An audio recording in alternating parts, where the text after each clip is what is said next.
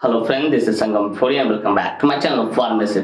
Friends, in this video I'm going to talk about a NANE 500 injection. So friends, without wasting any more time, we should start the video.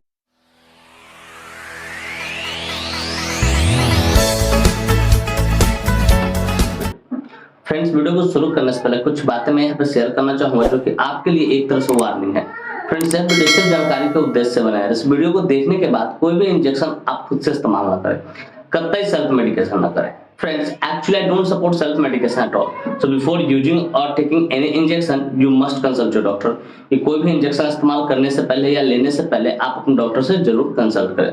तो friends, चलिए video की शुरुआत करते हैं। Friends, आज का हमारा टॉपिक है एनिन 500 इंजेक्शन।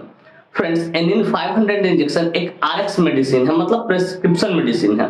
प्रेस्क्रिप्शन मेडिसिन कहने का अर्थ हो रहा है कि जब तक डॉक्टर प्रिस्क्राइब नहीं करेंगे तब तक कोई भी मेडिकल शॉपकीपर वाला आपको नहीं देगा।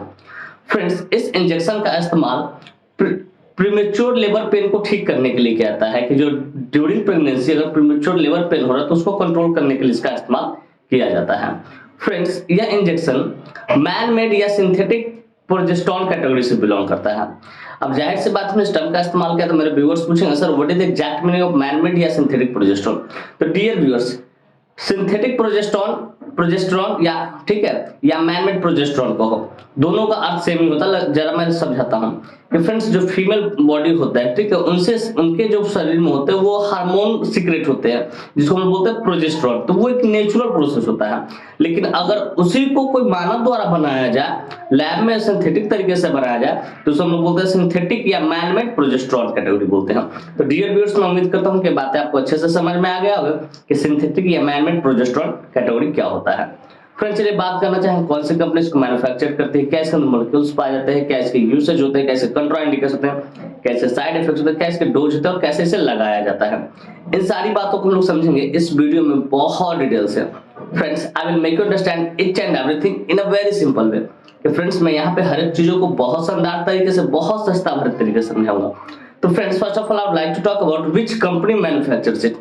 कि फ्रेंड्स, सबसे पहले हम लोग ये बात करना चाहें कौन सी कंपनी इस इंजेक्शन को मैन्युफैक्चर करती है। तो फ्रेंड्स, इस इंजेक्शन को इंडस्विफ्ट लैबोरेटरीज फार्मास्यूटिकल इंडस्ट्री द्वारा मैन्युफैक्चर किया जाता है। Friends, this injection is basically manufactured by Indswift laboratories pharmaceutical industry. Friends, इसका एक एम्पूल 2 ml की आती है, एक एम्पूल 2 ml की आती है, थोड़ा गाढ़ा रहता है जब इसे आप निकालेंगे ना, ठीक है। और ये डिस्पो पैक में आता है। कितना डिस्पो पैक में, एम्पूल के साथ साथ डिस्पोजल भी इसमें दिया रहता है, आपको अलग से लेने की जरूरत नहीं होती है। तो इसका एक एम्पूल 2 ml की आती है, लेकिन ये डिस्पो पैक में आता है, ठीक है, जिसकी कीमत मार्केट में लगभग 300 रुपए के आसपास होती है, उतने में अवेलेबल हो जाती है। डिस्पो पैक कहने का मेरा अर्थ ये हो रहा है कि जिस तरह से प्रोल्यूटेन डिपोट इंजेक्शन आता है ना, ठीक उसी प्रकार ये भी इंजेक्शन डिस्पो पैक में आता है। इसमें एम्पूल रहेगा, साथ में सिरिंज रहेंगे, नीडल सब दिया रहेगा, आपको अलग से लेने की जरूरत नहीं होती है। तो फ्रेंड्स, मैं उम्मीद करता हूं कि बातें आपको अच्छे से समझ में आए, कौन सी कंपनी इसको मैन्युफैक्चर करती है, इसका एक एम्पूल कितने ml के आते हैं और क्या इसका एस्टिमेट प्राइस होता है। फ्रेंड्स, हो सकता है प्राइस थोड़ा बहुत वेरी कर सकता है, क्योंकि मैंने एस्टिमेटेड प्राइस बताया, वो अपना एग्जैक्ट प्राइस देख लेना। तो फ्रेंड्स, मैं उम्मीद करता हूं ये बातें आपको अच्छे से समझ में आ गई होगी। फ्रेंड्स, चलिए बात करना चाहेंगे which molecule is basically found in this injection. कि बेसिकली ये जो एनिन 500 इंजेक्शन होता है, इसके अंदर कौन सा मॉलिक्यूल्स पाता है। तो फ्रेंड्स, बेसिकली इसके अंदर single molecule hydroxy progesterone 500 milligram पाया है, जिसका इस्तेमाल प्रीमेच्योर लेबर पेन या प्री टर्म बर्थ को ठीक करने के लिए किया जाता है। कि प्रीमेच्योर जब लेबर पेन हो जाए ड्यूरिंग प्रेगनेंसी में, ठीक है, या तो पहले बच्चे जन्म लेने वाले हो, जो टर्म पूरा होता है 9 महीने का, उससे पहले जन्म लेने का कोशिश कर रहा हो बच्चा, ठीक है, तो उसको ठीक करने के लिए इसका इस्तेमाल किया जाता है।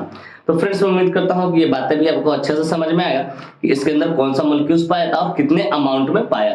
फ्रेंड्स, चलिए बात करना चाहिए इस यूसेज के बारे में, कहाँ डॉक्टर इसको प्रिस्क्राइब करते हैं या कब इसको लिखते हैं। ज्यादातर ये गायनी डॉक्टर का प्रोडक्ट है, वो गायनी डॉक्टर ही लिखते हैं, कहाँ इसको लिखते हैं। तो friends, number 1 usage during pregnancy, की इसका इस्तेमाल प्रेगनेंसी के दरमियान ही किया जाता है। इस बात को याद रखिएगा, चाहे प्रेगनेंसी के दरमियान ही किया जाता है। ड्यूरिंग प्रेगनेंसी, नंबर 1 है ड्यूरिंग प्रेगनेंसी। फिर कहता है ट्रीटमेंट ऑफ या prevention of preterm birth, treatment या prevention of preterm birth. कि अगर कोई लेडी प्रेग्नेंट है, ठीक है, तो उसको प्री टर्म बर्थ, जैसे बच्चे 9 महीने में जन्म लेते हैं ना, अगर 6 महीने में 5 महीने में हो सके पेन ज्यादा हो गया, ठीक है, और लग रहा है कि बच्चा अब यूटेरस कॉन्ट्रैक्ट करना शुरू कर दिया, बच्चा अबॉर्ट हो जाएगा, ठीक है, तो उसको ठीक करने के लिए इसका इस्तेमाल करते हैं, उसी को बोलते हैं प्री टर्म बर्थ। फिर treatment of premature labour pain, कि कभी कभी इसका इस्तेमाल प्रीमेच्योर लेबर पेन में ही किया जाता है, ठीक है। हालांकि उसके लिए डोवाडिलम चलता है, लेकिन इस सपोर्टिव ट्रीटमेंट में इसका इस्तेमाल किया जाता है।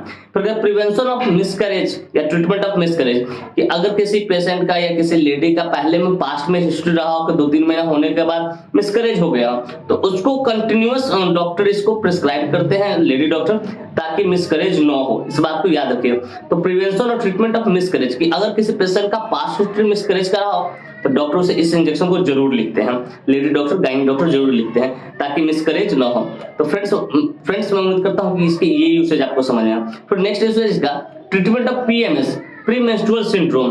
फ्रेंड्स प्रीमेंस्ट्रुअल सिंड्रोम एक तरह का डिजीज जिसमें पीरियड आने से पहले, ठीक है, लड़कियों में या महिलाओं में चिड़चिड़ापन होता है, इरिटेशन होता है, ठीक है, गुस्सा रहता है, तो उसको भी ठीक करने के लिए इसका इस्तेमाल किया जाता है।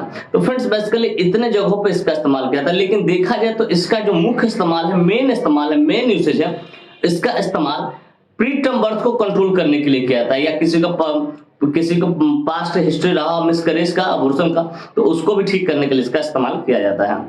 और याद रखिए यह इंजेक्शन महिलाओं में ही दिया जाता है, पुरुष में नहीं दिया जाता है। तो फ्रेंड्स मैं उम्मीद करता हूं इसकी यूसेज आपको बढ़िया से अच्छे से समझ में आया, कहां इसका इस्तेमाल किया जाता है। प्री टर्म बर्थ, ठीक है, prevention of preterm birth, premature labour pain during pregnancy, ठीक है, या तो किसी का मिसकैरेज हुआ हो पास्ट का हिस्ट्री, तो प्रिवेंशन ऑफ मिसकैरेज, ठीक है, और पीएमएस प्रीमेंस्ट्रुअल सिंड्रोम के लिए किया जाता है।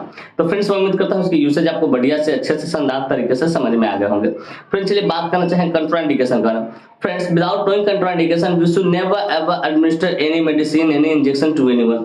कि बिना कंट्राइंडिकेशन जाने कभी भी किसी को भी कोई भी मेडिसिन हो आपको एडमिनिस्टर नहीं करना है, क्योंकि इसका परिणाम घातक हो सकता है। इस बात का आपको बखूबी ख्याल रखना है। तो फ्रेंड्स नंबर वन कंट्राइंडिकेशन इसका कैंसर, कि अगर कोई लेडी पेशेंट कैंसर से सफर करे तो उसको आपको नहीं लगाना है। फिर तो ब्रेस्ट कैंसर, अगर कोई लेडी को ब्रेस्ट कैंसर है तो उसको भी आपको नहीं देना है। फिर कहते हैं सर्विक्स कैंसर या यूटेरस कैंसर, अगर कोई लेडी को सर्विक्स कैंसर या यूटेरस कैंसर है तो उसको भी आपको नहीं देना है। फिर कहते हैं हाई बीपी, अगर कोई पेशेंट को हाई बीपी है या डायबिटिक पेशेंट है तो उसको भी आपको नहीं देना है। तो फ्रेंड्स बेसिकली ये कुछ इसका कंट्राइंडिकेशन होता है। इस तरह कोई भी कंट्राइंडिकेशन का हिस्ट्री मिले उस पेशेंट को आपको एडमिनिस्टर नहीं करना है। फ्रेंड्स मैं उम्मीद करता हूं कि कंट्राइंडिकेशन आपको बढ़िया से अच्छे से शानदार तरीके से समझ में आ गए होंगे।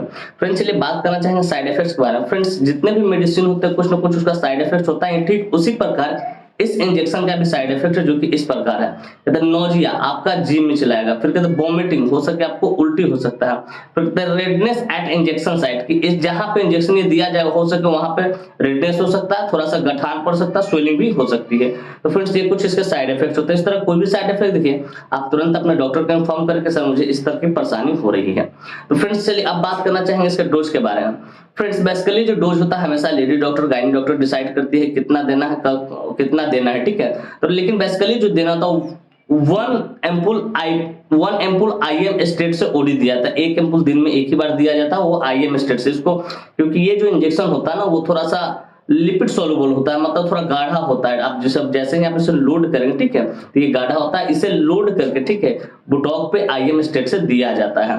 तो फ्रेंड्स मैं उम्मीद करता हूं कि इसका डोज भी आपको बढ़िया से अच्छे से शानदार तरीके से समझ में आ गए होंगे। फ्रेंड्स मैं उम्मीद करता हूं कि बातें बिल्कुल अच्छे तरीके से आपको समझ में आ गए हो कि एनिन 500 इंजेक्शन क्या होता है, कौन सी कंपनी इसको मैन्युफैक्चर करती है, क्या इसके अंदर मॉलिक्यूल्स पाए जाते हैं, क्या इसके यूसेज होते हैं, कैसे कंट्राइंडिकेशन होते हैं, कैसे साइड इफेक्ट होते हैं, कैसे डोज होते हैं। और साथ में ये भी उम्मीद करता हूं कि मेरी यह वीडियो काफी इंफॉर्मेटिव, काफी इंटरेस्टिंग, काफी जबरदस्त लगी होगी आपको, और मेरे इस वीडियो से आपको कुछ ना कुछ सीखने को जरूर मिला होगा।